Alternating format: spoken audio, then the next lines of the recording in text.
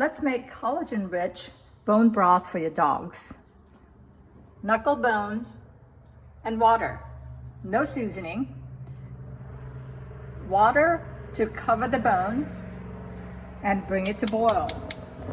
Once it boils, simmer for 12 to 24 hours. So here we are, we've boiled it for 24 hours on low heat.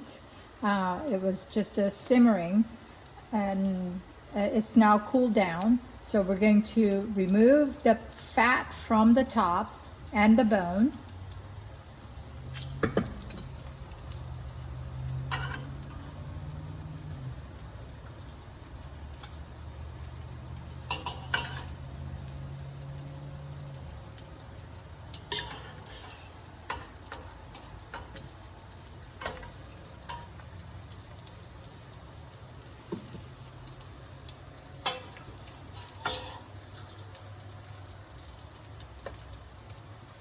So essentially you get the idea that you're removing all the solids